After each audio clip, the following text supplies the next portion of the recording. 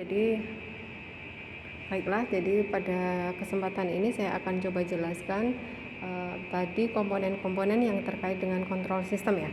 Jadi di sini saya ambil satu loop untuk pengendalian flow ya. Jadi flow atau aliran. Ini kebetulan ada di suatu simulator gitu ya. Jadi ada salah satu proses ya, parameter proses yang dikendalikan adalah flow. Jadi di sini tadi dijelaskan ada sensor, ada transmitter, kemudian ada controller, sama ada control valve-nya ya. Jadi kalau di pengendalian flow ini, di sini ada dipasang orifice plate. Ada di sini, ini ada tappingnya orifice plate. Kebetulan ini ngambilnya di flank tap ya, ada di flank tap. Jadi di flanknya untuk tappingnya.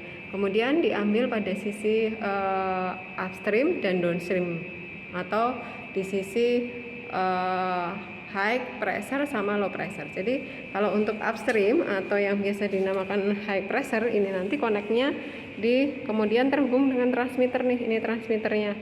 Kalau untuk flow namanya transmitternya adalah DPT atau differential pressure transmitter. Nah, di sini tadi yang saya jelaskan untuk tubing yang sisi upstream tadi dia akan connect dengan yang channel high. Nih, kalau diperhatikan di sini ada tulisan huruf H. High. Kemudian yang pada sisi downstream atau low pressure-nya dia connect dengan sisi low. Oke. Jadi di sini juga ada koneksi sini nih, nggak kelihatan tapi ini ada L, low. Jadi high pressure, low pressure. Nah, ini nanti akan dikalkulasi sebagai perubahan aliran yang mengalir pada titik ini dengan perbedaan tekanan ini. Nah, kemudian dari beda tekanan itu nanti akan diolah. Di sini ada komponen elektroniknya. Kemudian komponen elektronik di sini nanti akan untuk sinyal outputnya ya, dia sudah mengeluarkan sinyal linear. Di sini square root, di dalamnya itu sudah ada rangkaian square root ekstraktor. Jadi keluarnya sudah berupa sinyal linear ya. Jadi keluarnya lewat ini nih, lewat kabel ya. Jadi kabel keluar dari transmitter ini sinyal 4 sampai dengan 20 psi. Nah, sinyal dari transmitter ini larinya kemana? Dari transmitter ini kemudian ke controller. Ini yang namanya controller ini di sini. Tadi flow kan, makanya di sini controller ini namanya FIC. FIC itu panjangan dari flow indicator controller. Nah, di sini nanti di setting, kita lihat. Nih, tadi seperti yang dijelaskan ya. Jadi di controller ini ada beberapa parameter proses. Ada PV, proses value, ada SV atau set point atau SP, setting value gitu ya, ada MV. Ini adalah outputnya.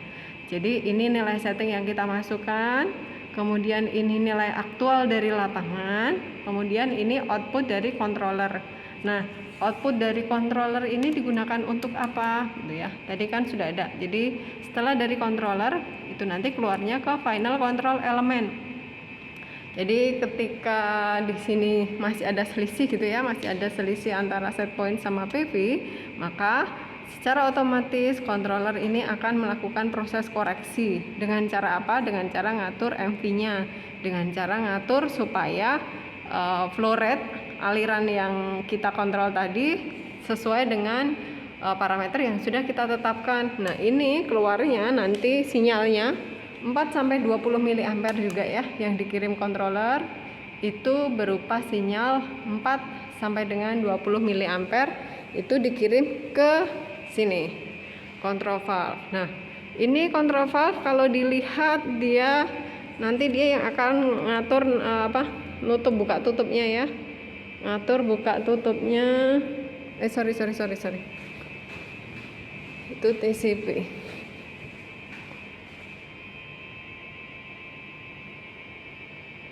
Oke, sebentar, saya keliru. Oh ya, betul.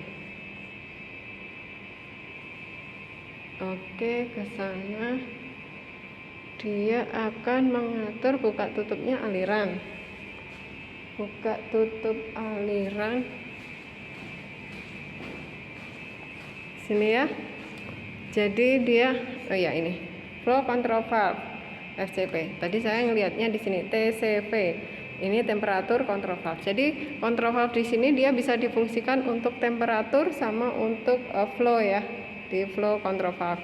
Nah, di sini kalau dilihat dia buka, ini ada cubing nih. Kelihatan kan? Ini cubing ya. Semoga terlihat nyempil. Ini ada cubing. Berarti kalau ada cubing kayak gini, ini control valve digerakkan oleh sinyal pneumatik atau angin gitu ya.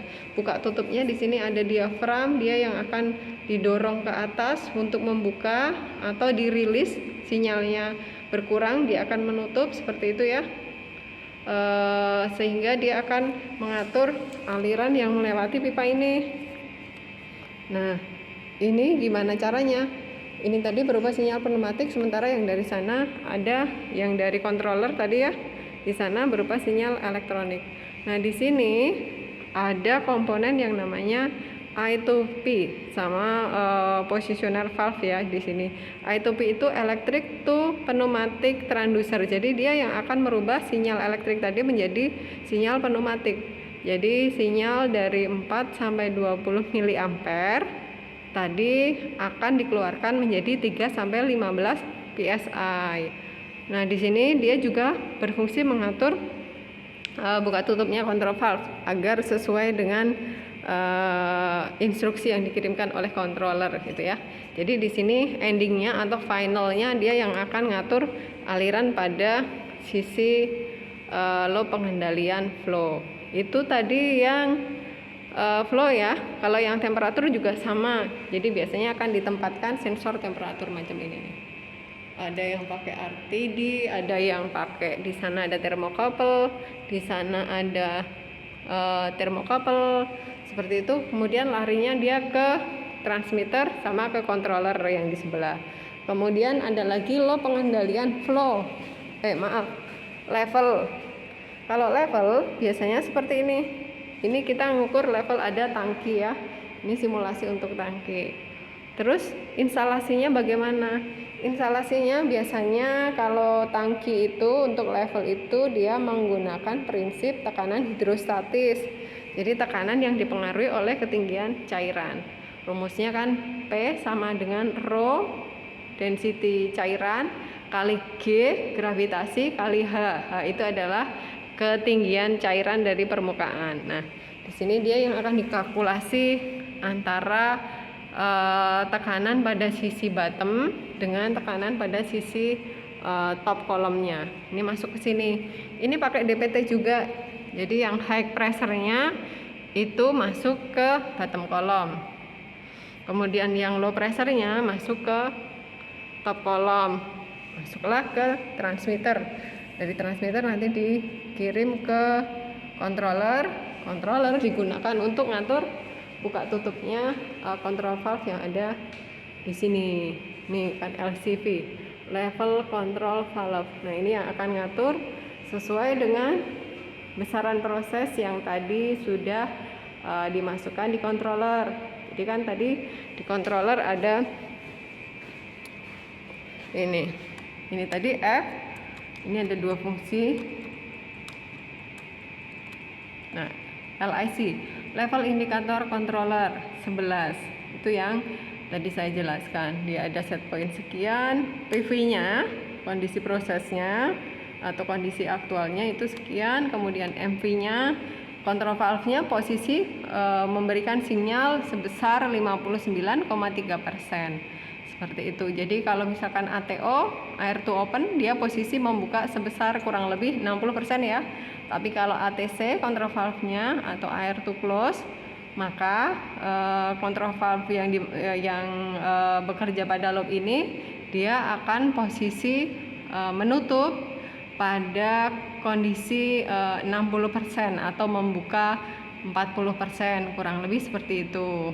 Jadi di sini istilahnya ya, controller ini sebagai otaknya dari sistem ya, dia yang akan mengatur mau di setting atau mau diatur seperti apa loop pengendalian yang kita miliki gitu ya. Loop pengendalian yang akan kita kendalikan itu mau diatur seperti apa. Demikian, terima kasih.